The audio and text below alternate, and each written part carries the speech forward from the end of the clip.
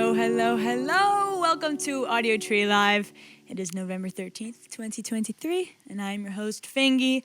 Before we get into today's session, if you feel so inclined to subscribe to our YouTube channel, that would be really nice. It's like rounding the holiday season, so if you're feeling like giving a little click, that'd be awesome. With that, we are on every single streaming service: Spotify, Tidal, Apple Music, Deezer, Amazon. Do people listen to Amazon too? I don't know. But if you do, we're there. And if you do, let us know if you listen to us on that service down below. But without further ado, I'm super stoked to introduce, all the way from Leeds, UK, we have Far Caspian. Take it away.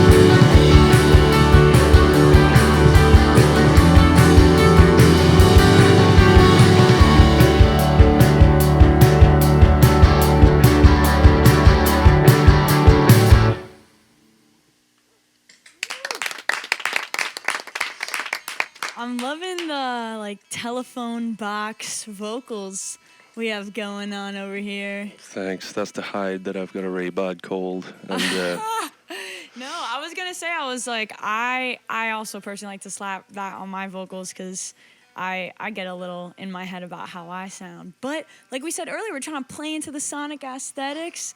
We're working on the fly. Yep. I like it. So that was The Last Remaining Light off of The Last Remaining Light. Congratulations on your second LP. thank you. I read that this project was a bit more streamlined. You tried to hone in more so on what you decided to use within your production. We have 3 guitars going hard, going ham, as opposed to 20-something and then some layers on previous projects. I was wondering if through making your previous projects, that was what informed your decision on what tones you liked and therefore wanted to hone on in for this project? Or was it, you listened to another project and you were like, I like the sonics of that, let's try to go in that realm? How did you decide to focus and make this more of a guitar project? I think with each stage of each album and EPs and stuff like that, it's like I'm informed by different bands. I think with this one, I was just listening to a lot of like late 90s, early 2000s, which is really stripped back, and that's sort of like what I like now. But then also with the first album, I was in lockdown when I did it, so I just had endless amounts of time to keep adding and I just kept adding. So I think this one, I'd moved back to Leeds from Ireland, and it was all kind of done fairly quickly, and I think I wanted to try and write it and record it in a way where it felt like it was more stream of consciousness and just like kind of a band in a room doing it. Yeah, and I know you, for this project, really honed in on kind of the evolving emotions that take place throughout the LP. And like you said, you're on a quicker timeline, which kind of allowed you to have that focus.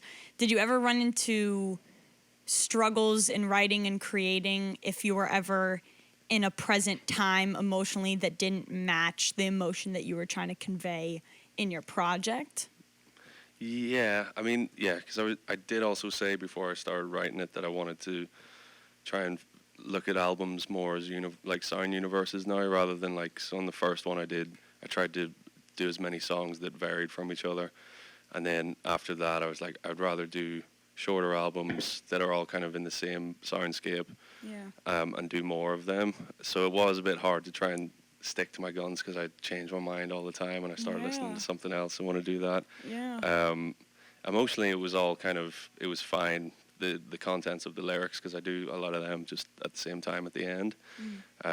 But the music side of it, it was hard to just stick to my guns. Yeah, but well, respect to being able to do so, because it did flow quite cohesively. And you were saying that, you're getting influences from 90s, thousands indie rock situations or music.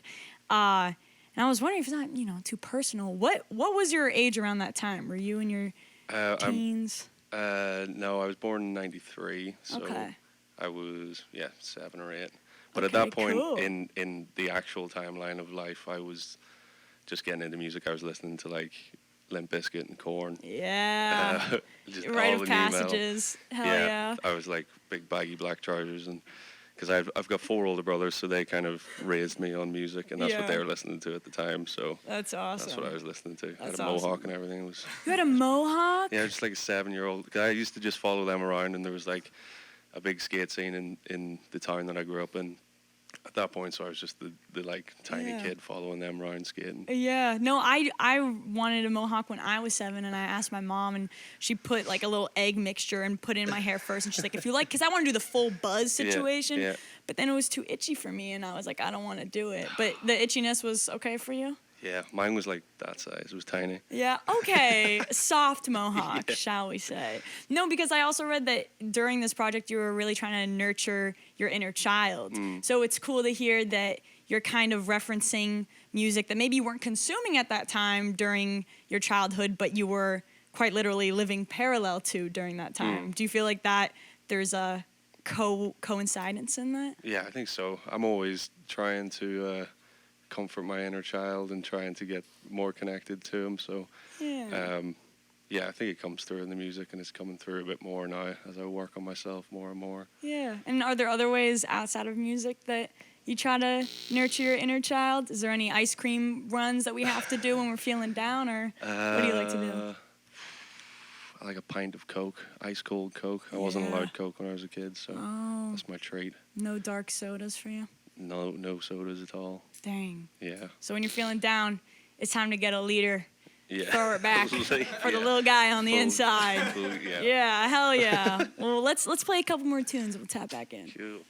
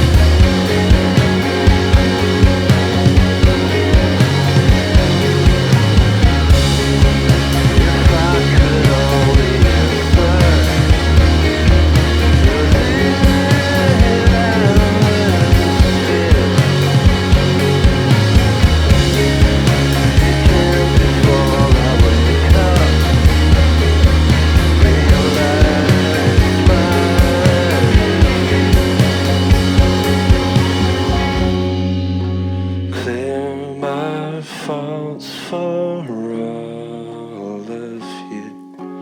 Tell me now what's true. I find it hard to know the difference when I when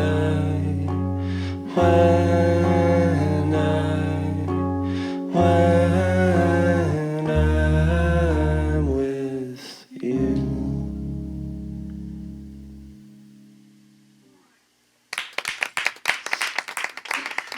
It sounded like a microwaved sugar cookie at the end, man. That was so sweet. I all love Chris. that. I've also never microwaved a sugar cookie, so maybe don't try it at home because I don't know the results. Maybe it's really bad. Maybe it's bad. Maybe I just roasted y'all. But no, it comes from, you know. I feel like no one knows about it, but when you go to Subway, you can ask them to microwave the cookies, and that's like the best thing ever. Really? Yeah. Damn. Does anyone know about that? I didn't Jeez. I know about that. right now. Yeah, it's the best. Did y'all know about that? Have you ever microwaved a marshmallow? No, Don't they go does it really just go? big? Yes. Oh, does you it? can't. It's like depending on the microwave, you have to hit like 10 to 13 seconds, or else it's a cleanup job. But like, it's a whole different experience. It's like taffy on the outside, but like gooey on. Anyways, I digress. I'm getting a little excited. We're gonna take a little microwave break now. Yeah, literally. Let's change the tone. Fear. They go hand in hand. Right. No, fear is a little reoccurring theme I noticed happening throughout this project. And I was wondering if writing and singing about fear is a technique you use to overcome said fear, or if it's just, a reflection of, hey, we're here right now. I would like to say that it helps, but I'm a fairly fearful person Yeah. on all accounts, yeah. I suppose it does help a bit, That's but good. yeah, I don't know. Are there any techniques you use to kind of mitigate the present and get yourself to the spot you need to be? The newest one that's been happening on this last tour is I just say to myself, I choose to let go of the things I can't control. Yeah. And that's my new mantra, I like that. because I get stressed out on tour. Real. And I like to, I've got OCD, so I'm just like, tour life is the sort of like the hardest thing in the world in terms of that. But yeah, seems to be working. That's I'm getting there. No, trying to figure out every which way over and over and over again how to fix something that hasn't even happened yet is definitely a real situation. But I'm glad that mantra is helping. Does anyone else have a certain mantra or technique that they live by to get it calming down and feeling like a microwaved sugar cookie? Just imagine feel like, having a big microwave. I saw Joel write, Don't Worry on his set list the other day. Simple. Yeah, I was thinking of stealing that one. that helped me. I looked down and Everything I will was be like, fine. I suppose I have one. So my like favorite book is The Hitchhiker's Guide to the Galaxy, and we were on tour in Europe a couple of weeks ago, and I got the words "Don't Panic" tattooed on me because they're like on the front of The Hitchhiker's Guide to the Galaxy, and I feel like that's good for tour because it's like you're kind of in new and scary places, and you just got that little "Don't Panic." Yeah, I'm gonna reminder. get it. I'm gonna get it on my wrist right there, so I can just do that whenever I'm stressed. Oh, yeah. And it helps. You look Yeah, down, it's you're good. like, I look down. I'm like, oh, it's fine. I know. What I'm doing. Hell yeah. What about y'all? Are you cool cucumbers? They're Well, chillers. I also got a tattoo at the same time. Yeah? I just got a fish. You got fish. Yeah, and I was like, Hey, any specific fish or just fish? a little trout. Okay. Any significance with the trout, or we're just liking trouts? Just think about a fish. Don't panic. Boom. Just roasted us. Simple. we call him Lil Trout. Little trout. I just look at Niall because when we're playing, he's just rocking out, and Oh, yeah. that's all I need. Oh, that's so Watch sweet. his little chin rock out. That chin is not little. I'm dead. And I know that you were a graduate of art school. I don't know about y'all, but I'm Everyone. also a graduate of art school. We made it through, and there's definitely a huge fear factor that comes with getting a degree in something you do not need a degree in, technically. Yeah. And, there's a lot of things you have to work through to enable yourself to be able to do this music thing. So being that we're some years past this graduation, being that you're touring the United States of America, you're at Audiotree, you're doing the thing technically, do you have any words of encouragement for some young souls out there freaking the fuck out that they're pursuing music and they don't know what's going to happen? I think regardless of if you are wanting to go to music college or arts college or whatever, I think the most important thing is to find your people and find your group of other musicians that can kind of lift you up and propel you forward. I think I wouldn't be standing here right now if it wasn't for all the boys that I've met along the way that have played in the band and everything. So I think the most important thing is to find those people. And I suppose you don't have to do that in college. You could stand outside the college and wait for them to come out for a smoke and then you introduce yourself then. But yeah.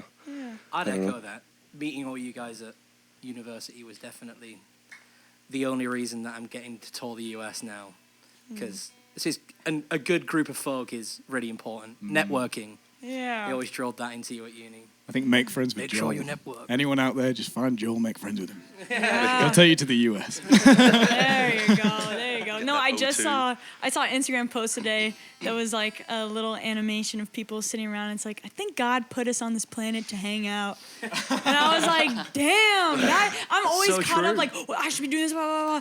And then the times I feel most at peace is when I'm just hanging out. Yeah. You know what I'm saying? This is a ball of chaos. But here we are. There's cameras, there's lights, and for some reason we're strumming and hidden, and it's sounding okay. Actually, I don't think it's sounding better than okay. I think it's sounding pretty good.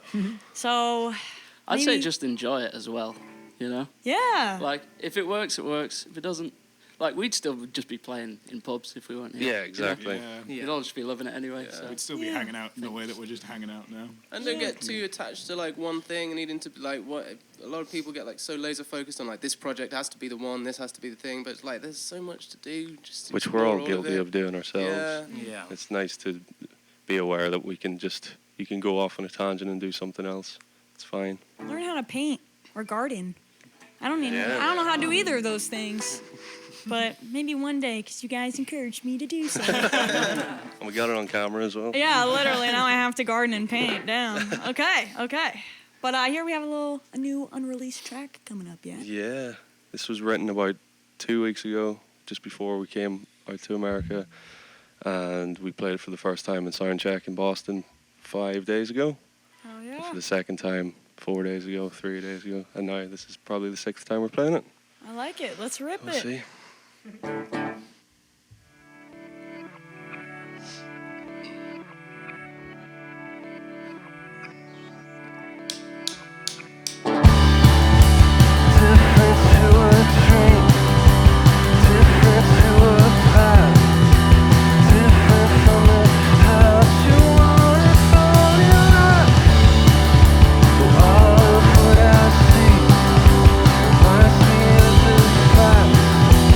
I know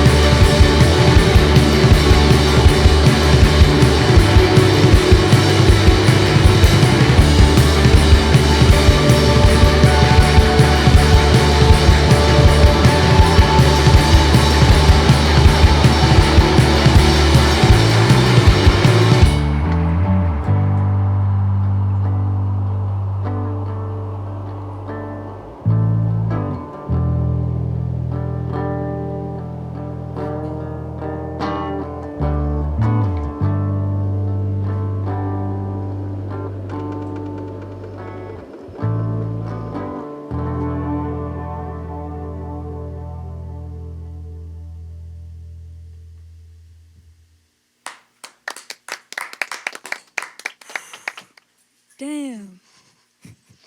It's got my nose running a bit better now. Got my eyes running a bit, bro. Congestion. Peaks and Valleys, that's a song, man. Thank you. Thank you guys. Thank you for having us. Yeah, so much for being here, bro. Joel, Jacob, Chris, Harry, Jacob, Whoa. Niall. Good with the names. You Did you know. have those written on your hand? No, literally. I'll have it in my brain for like 30 more minutes. It might fade after, but I'm here now, and that's what matters. Thank you to our crew for getting this done. Talented artists, capturing talented artists, being talented artists. That's pretty cool. And thank y'all for watching. I hope, that tugged on you like it did on me. And if it didn't, maybe you weren't listening close enough. But by the time you watch this, it's already on all streaming services. So tap in on YouTube, watch the video, tap in everywhere else, listen to the audio, let us know what you think. But without further ado, my name is Fingy. Thank you so much for watching. We'll see you next time. All right, so you guys want to do it for real now?